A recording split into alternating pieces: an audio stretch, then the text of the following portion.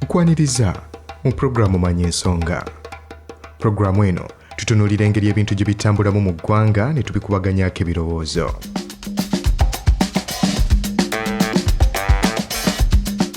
The only request before this committee is the request to borrow up to euros 455.03 million.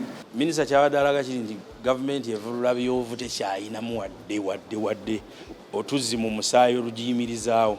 Tetusobola agamba nti mwagala okwewola naye nga temutaddeewo nsonga oba buyaaye bubbi na bulyato. Nze Lubega Ibrahim Kasinga omwanjuzi wa programu eno mwetuwuliriza ebigenda maaso mu ggwanga ne tubikubaganyako ebirowoozo. Ku Lwokubiri olwa wiiki ewedde ennaku z'omwezi lumu omwezi ogwa Novemba Parliamentary y'eggwanga yazzeemu okutuula ng'eva mu luwummula ababaka lwe baagendamu okuva nga 28 ogw'omwenda nga gwe mwezi mulamba era nga sipiika yabalagira okugenda mu constituency zaabwe okulondoola emirimu gya gavumenti naddala parish development model. I commend you for your efficiency. Wabula Parliament yagenze okuddamu yasanze gavumenti eri bulindaala ng'eyagala Parliament egikkirize yeewole ssente eziwera obutabalika oba trillion 3.5 basobole okufujjirira embalirira y'omwaka gw'ebyensimbi guno ey'obutabalika oba trillion 48.1 eyayisibwa emyezi 4 emabega.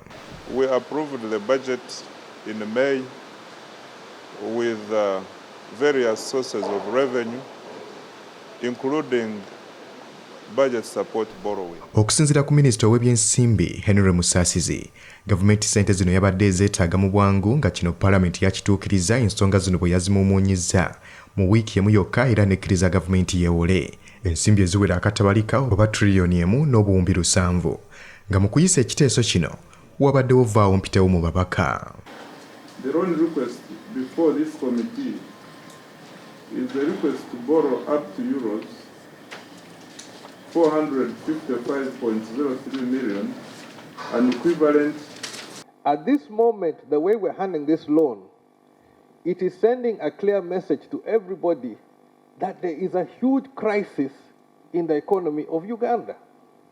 But the way we're handling it, the message which goes out is there is a big problem. And the Honourable Minister hinted at it in our last meeting, but he requested for him to go into greater detail. He wanted without the press.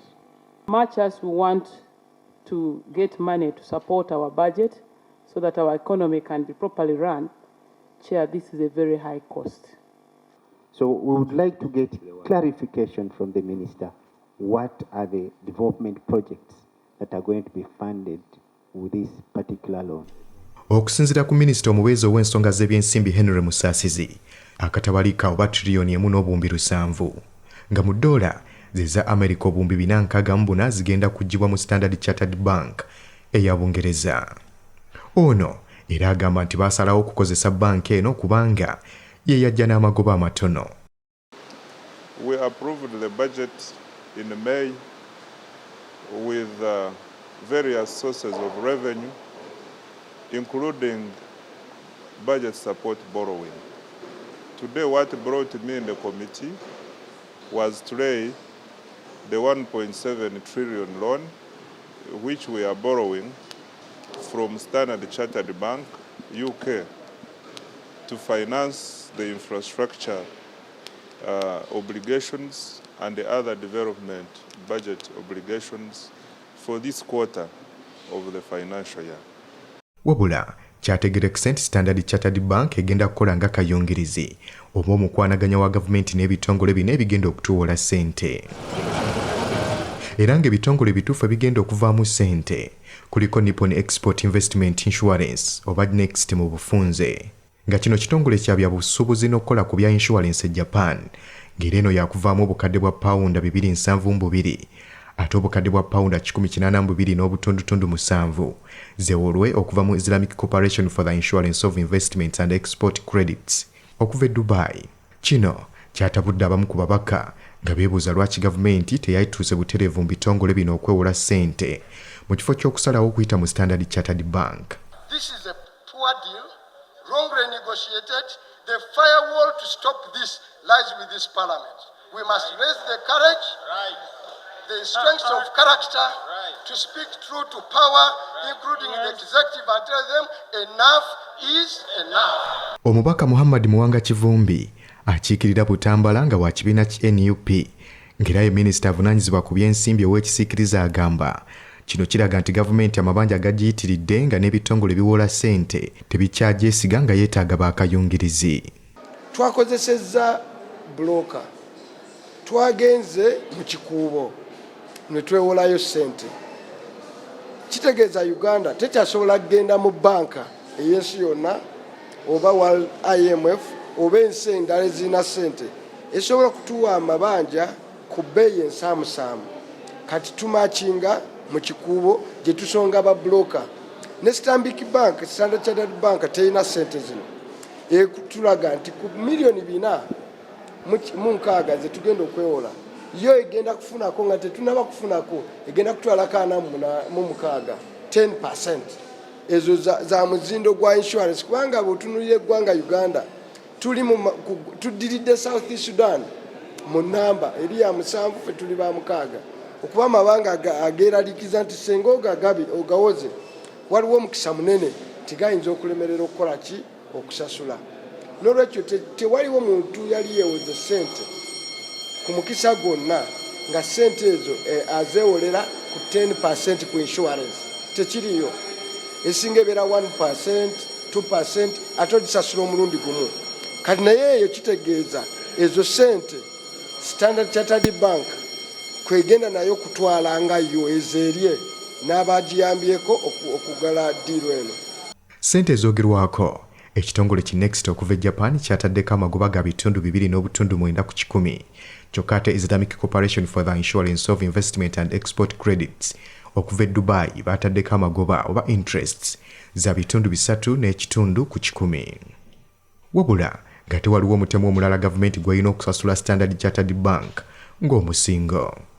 Wano omubaka Muwanga Kivumbi agamba ssente zino ziriko amagoba mangi nnyo nga singa zeewolwa omuntu wa bulijjo yagenda okubonaabona.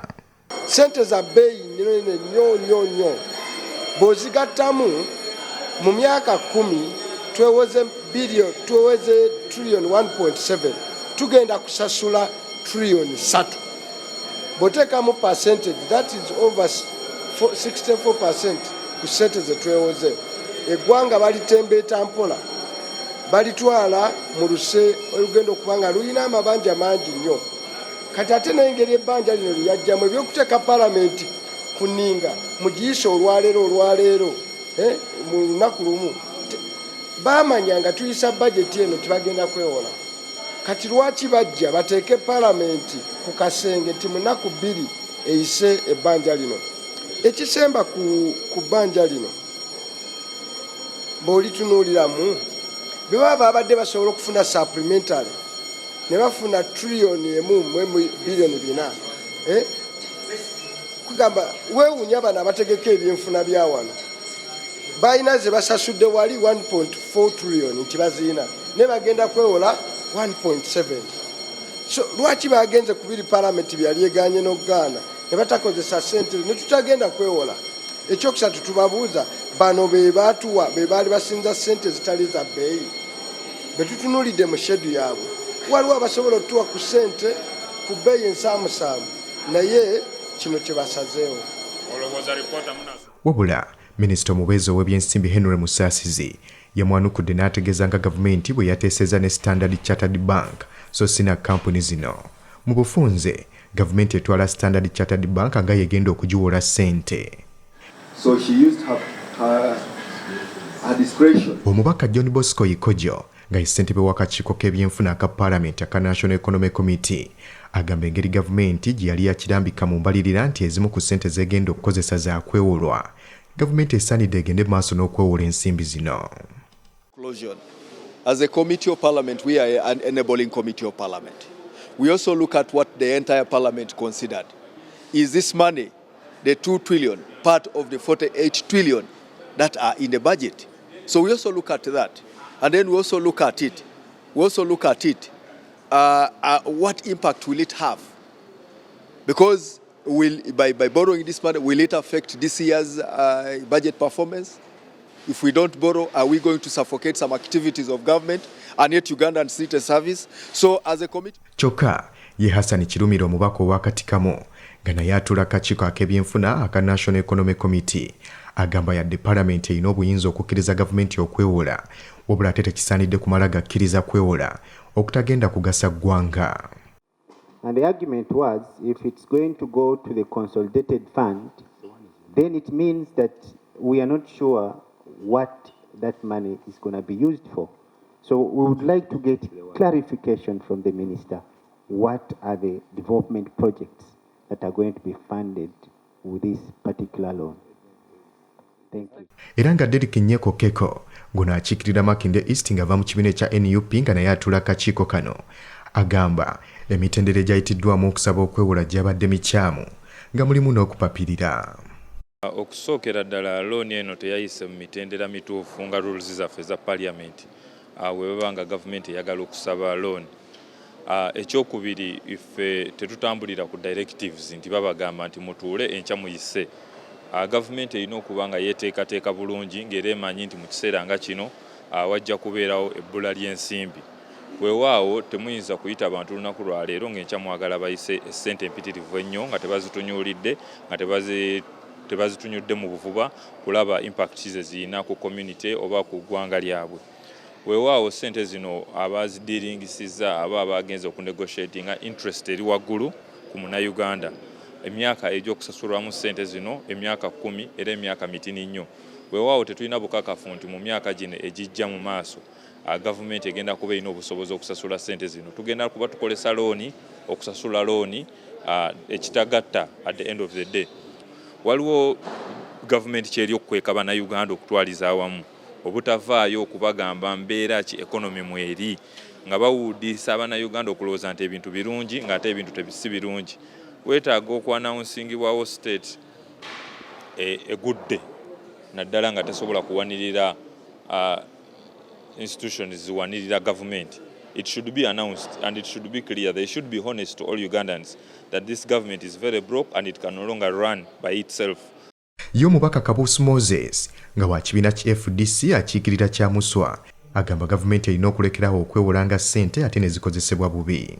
Minisita kyabadde alaga kiri nti gavumenti evulula byovu tekyayinamu wadde otuzzi mu musaayi olugiyimirizaawo. Naye kibi bwe tubawa ssente nga wano, ssente zino ogenda oluvannyuma lw'akabanga n'oddayo mu constituency yo kuba wali abakozi ba gavumenti abakola ebintu bano abasapplyinga abakola construction nga tebaabasasula ssente. Era nga batuuka ku gavumenti etunyaze twali twagala minisita atuwa assurance. Ssente zino zigenda kukola kiki ddala tukituukeko kino na kino kyeyajja okwewolera era kye bagenda okukola. Gavumenti okwewolanga ssente ne baziryanga obuli. Abantu bonna batutunuliranga Parliament muyambe gavumenti okwewola ssente ne bazibba, naffe twagala specifically atulage ssente zino zakukola kiki tutuukeyo ddala nga gyekiri. Ekyokubiri kye twasanga bwe twagenda eyo abantu abafuna contracts za gavumenti bazifunira ku bibaluwa State House President Museveni byabawandiikira bya blue babiyita blue letter. Kati wa blue letter bano abagaba contracts kasitala ba blue letter tabuuza babeera mu kukankana abo abantu abalina blue letter contracts za gavumenti bwe bazibawa tebazikola, ssente ziba zaakulya kwesasula nga abali mu bululu bwe batyo. Kati twagala atubuulire. Wabula y'omubaka wa Kinkies West James Kaberuka agamba buli kaseera ababaka be basiba bategeeza nga bwe beetaaga enguudo z'omu bitundu byabwe zikolebwe era nga kekadde bakkirize gavumenti egende maaso n'okwewola. Era ng'ono endowooza ye yawagidde omubaka akiikirira Bunya South Idi Issa Abiri wa NRM nga naye atuula akakiiko kano ng'agamba ebyenfuna by'eggwanga bwe biba nga tebitambula bulungi nga byetaaga ensimbi ez'okufujjirirwa bagende maaso n'okwewola. First of all, it is a genuine loan. Ekyokubiri ya kusupportinga development and infrastructure, which is really very important, because if we talk of infrastructure tuba tuogera ku makubo, tuba tuogera ku masomero, kuba tuogera ku bintu bingi ebisobola okukolebwa ne government. So tulowooza nti kino bwe kiba looni bwebezze nga bwezze gye tuli erimu omulamwa, tusobola amateeka gatuukiriza okwewola internally to support our budget. Ekyokubiri bwe twahisa budget eno gye tuli kutambuza Minister wa Finance yatugamba nti sente zigenda okukola mu budget eno ezimu zigenda kubeera mu misolo kuva mu misolo gyaffe, ezimu zigenda kubeera za kwewola. So tuba twewoze tu support budget gye twayisa kiba si kibi naye twagala kibeere form. Nze sekitoleko mbaka Parliament w'ekitundu ekyebamunaanika beewola n'ekyezikola tetukiraba naffe bwe mwebuuza naffe bwe twebuuza kuba n'empapula bazireka mabega ezinyonnyola kye zigenda okukola.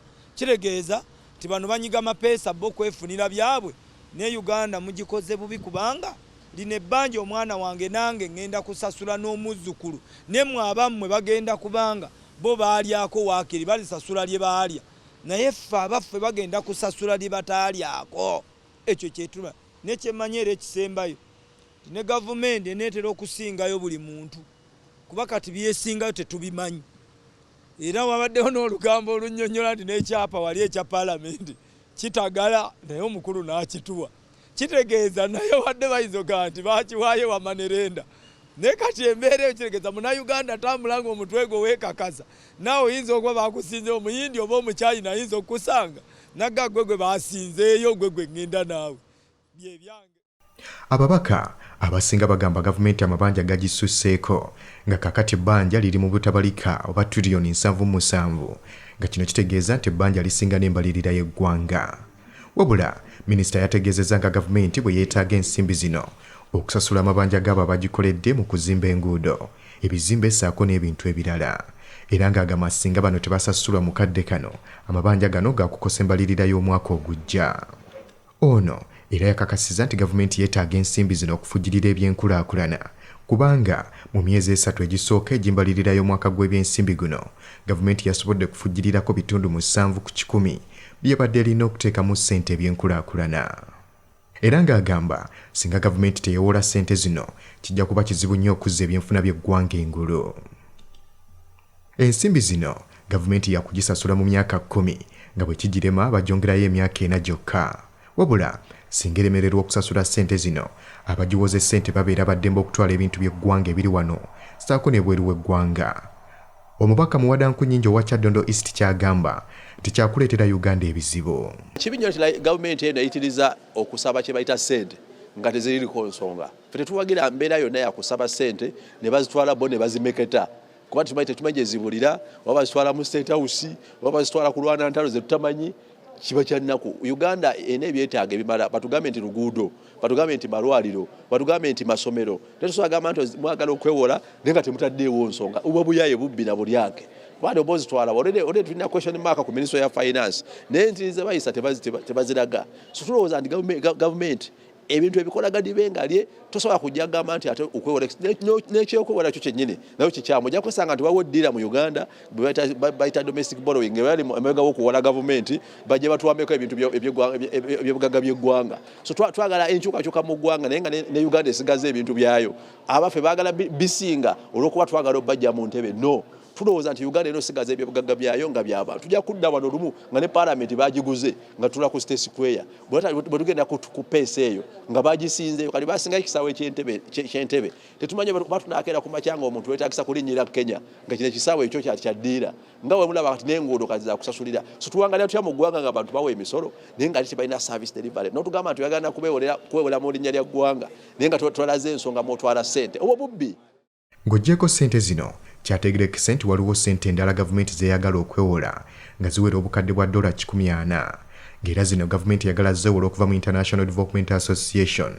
Wabula nga zino zijjirako omutemwa ez'okugiwa obuwi oba ziyite grant nga ziwera obukadde bwa $60.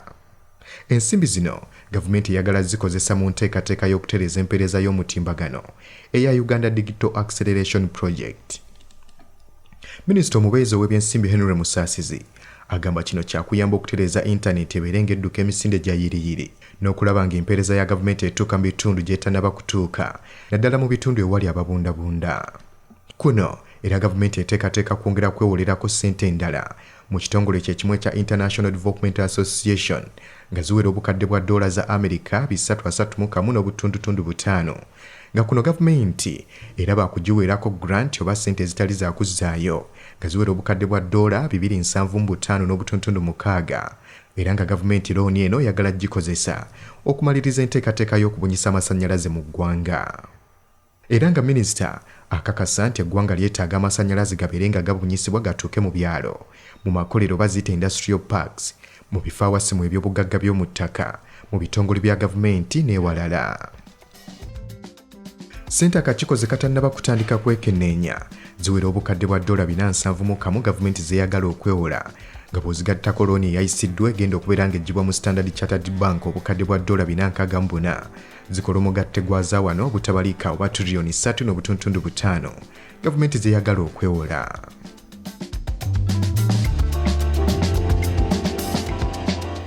Wano waliwo ebibuuzo eby'okwebuuza.